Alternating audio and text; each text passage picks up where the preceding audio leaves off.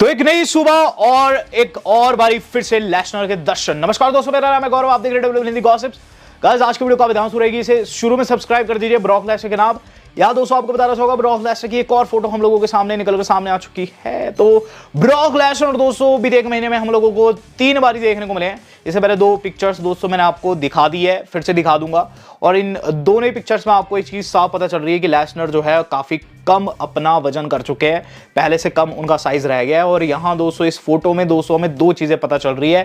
पहली चीज तो एक फैन ने, एक छोटी सी फैन ने दोस्तों लेसनर से डिमांड की थी शायद से सेल्फी की, क्योंकि यहाँ लेसनर झुके हुए नजर आ रहे हैं और इस छोटी सी बिटिया के साथ, उनकी बेटी की एज के बेसिकली फोटो खिंचाते हुए नजर आ रहे हैं। बट दूसरी चीज जो नजर आ रही है, जो कि दोस्तों मैं देख रहा हूँ, दाढ़ी उन्होंने बढ़ा ली और सर पे टोपी है। तो यहाँ एक चीज तो साफ है कि लेसनर ऐसी जगह पर है जहाँ बहुत ज्यादा ठंड है। एंड मैं अज्यूम कर पा रहा हूँ वो सस्काचुआन में है, जो कि गाइस उनका घर है कनाडा में। और वहीं दोस्तों इतनी ठंड होती है इस टाइम पे। तो गाइस लेसनर जो है शायद से फार्मिंग एंड हंटिंग में फोकस रख रहे हैं इस टाइम पर अपना। और गाइस फैंस के साथ लगातार फोटो खिंचा रहे हैं। और मुझे लगता है जो आरोप उन पर लगे बेबुनियाद है। वैसे दोस्तों उनका केस उतना स्ट्रांग नहीं था जितना कि दोस्तों उस महिला ने बनाया था विंस के खिलाफ में। और विंस भी दोस्तों उस केस से निकलते हुए नजर आ रहे हैं। तो हम होप करते हैं दोस्तों जल्द लेसनर कंपनी में वापस दिखाई देंगे। हालांकि दोस्तों यहां लेसनर ने साफ कह दिया है We will see। तो यहाँ लेसनर दोस्तों चाहते हैं रिटर्न करना और डब्ल्यू वालों को भी चाहिए कि लेसनर को लाए। हम बात कर लेते हैं दोस्तों आज की अपनी सेकंड अपडेट की। तो सेकंड न्यूज जो आज की मैच जुड़े दोस्तों सोलोचका वर्सेस जेका फाटू से। कुछ टाइम से दोस्तों कंपनी इनके मैच के ऊपर फोकस नहीं कर रही थी, लेकिन कल दोस्तों शायद से इनके मैच की नींव डलते हुए नजर आई है। जितना दोस्तों मुझे लगता है रेसलमेनिया में दोस्तों इनका मैच बनेगा। डब्ल्यू वाले दोस्तों जानते हैं कि इन दोनों के पास दोस्तों उतने तगड़े प्रोमो स्किल्स नहीं है। हाँ, इक्का दुक्का दोस्तों ये प्रोमो काट सकते हैं एक दूसरे पर, लेकिन अभी रेसलमेनिया को होने में टाइम है। तो ऐसे में दोस्तों इनकी स्टोरी लाइन को डिले किया जा रहा है। और आपने देखा दोस्तों कल तो बैक स्टेज जेकब चौड़े ही हो गए थे सोलो को। तो इस पर रिकीशी क्या कहते हैं, रिकीशी कहते हैं कि उन्हें ये जो फोकस है ब्लड लाइन से हटता हुआ पसंद नहीं आ रहा है। और वो चाहते हैं कि सोलो को भी रेसलमेनिया स्पॉट मिले, जेकब को भी रेसलमेनिया स्पॉट मिले। तो यहाँ दोस्तों कहीं ना कहीं रिकीशी की बातों में दम है। मैं चाहता हूँ दोस्तों ये मैच बने, बट डब्ल्यू वालों के पास वही एक सवाल दिमाग में है इस टाइम पर इस मैच को बनाने को लेकर कि मैच होगा तो किस लिए होगा।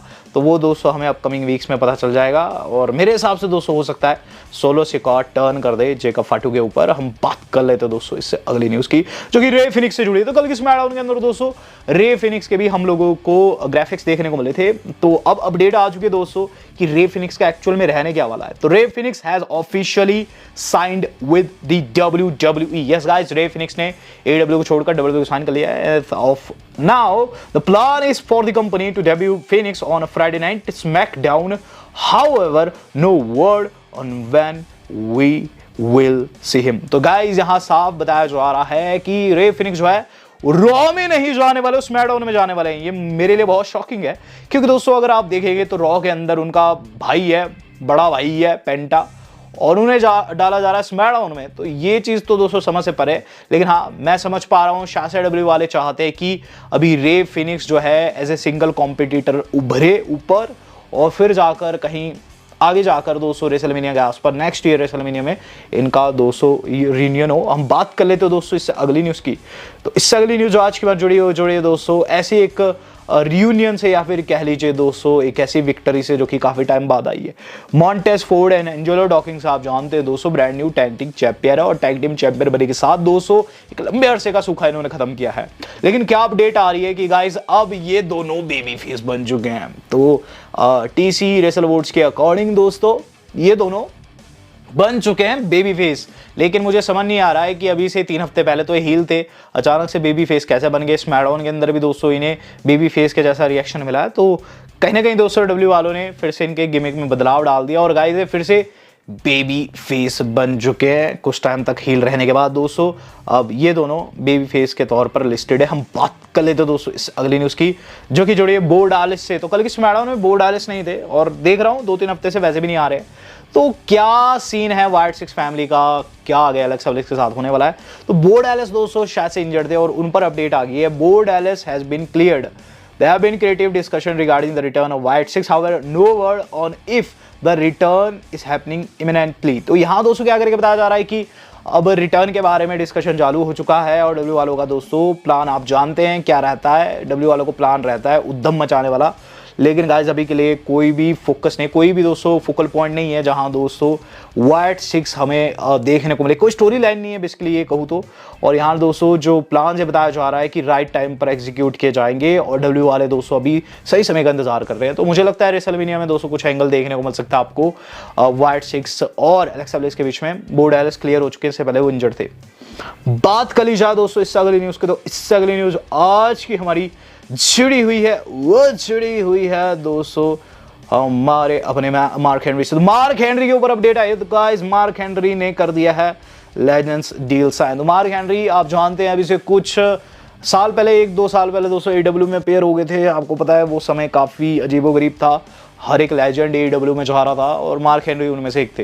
लेकिन आज दोस्तों मार्क हेनरी ने कंफर्म कर दिया कि डब्ल्यू वालों के साथ उन्होंने लेजेंड्स डील साइन कर लिया, विच दैट मीन्स कि गाइस मार्क हेनरी अब एडब्ल्यू में अपेयर होते हुए नहीं दिख सकते। और इसका मतलब ये भी दोस्तों कि मार्क हेनरी जल्द आप लोगों को देखने को मिलेंगे रिंग में किसी सेगमेंट में। ऑब्वियसली रेसल तो वो नहीं करेंगे, लेकिन गाइस किसी सेगमेंट का पार्ट हो सकते हैं, किसी स्पेशल रॉ का वो पार्ट हो सकते हैं। तो मार्क हेनरी ने दोस्तों डब्ल्यू वालों के साथ लेजेंड्स डील साइन कर लिया, जो कि काफ़ी अच्छी थिंग है।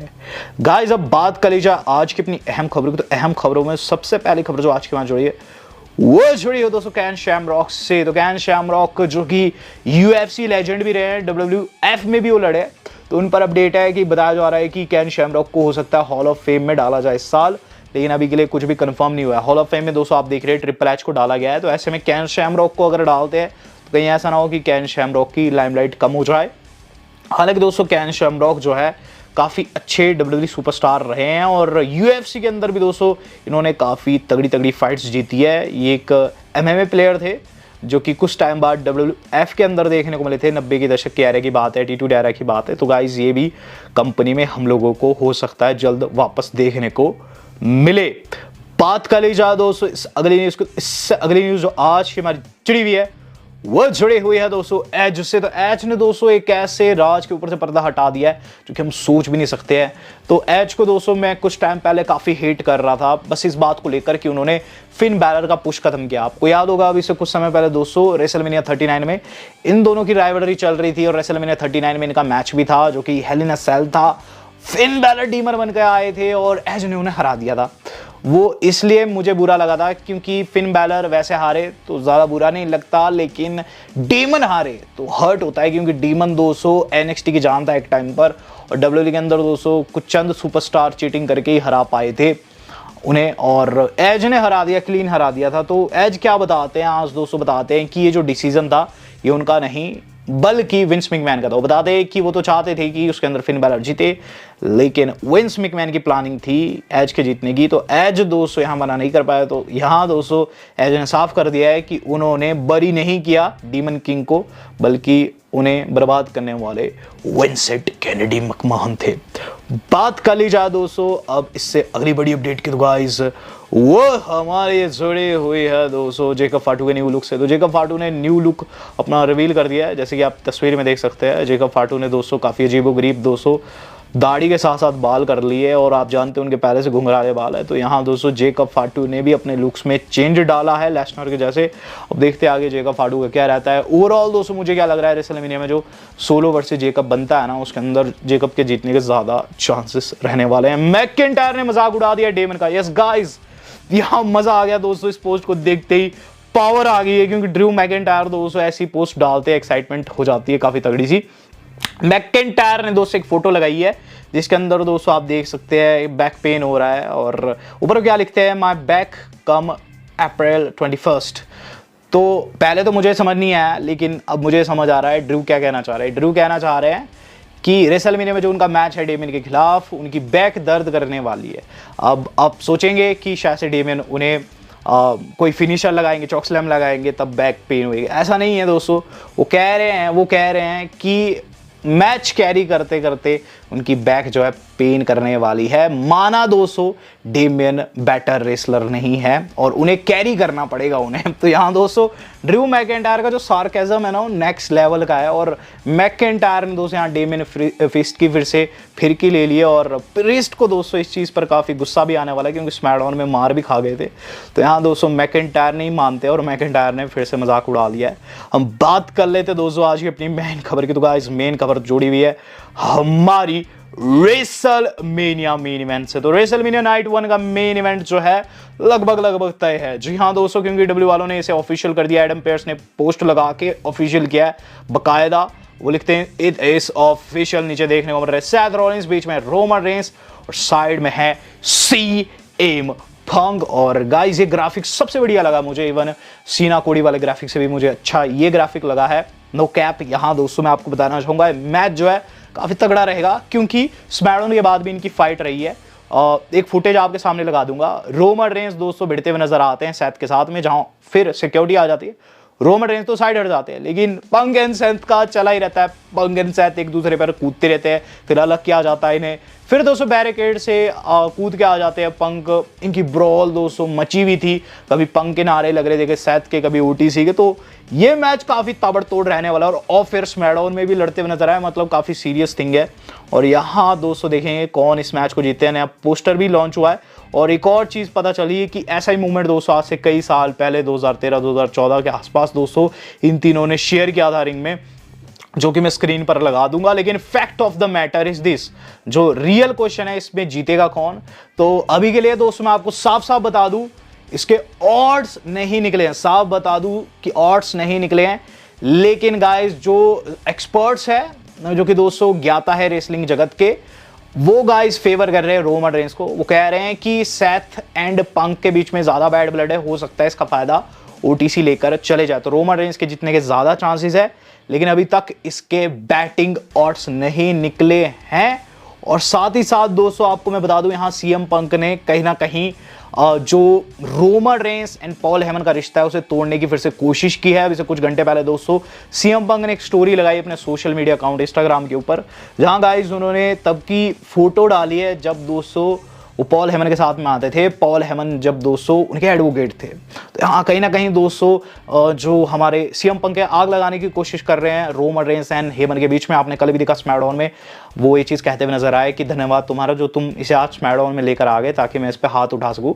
तो यहाँ दोस्तों चीज़ें काफ़ी एक्सट्रीम जाने वाली है इन तीनों के बीच में। लेकिन गाइस अभी के लिए जो एक्सपर्ट्स कह रहे हैं वो ये कह रहे हैं कि इसमें रोमन रेंस के जीतने के चांसेस थोड़े से ज्यादा है। आपको क्या लगता है दोस्तों इसके अंदर कौन जीतेगा? Do let me know in the comment box. Video आज की इतनी थी। वेल दोस्तों आज तक इतना ही। धन्यवाद। शब्बा खैर।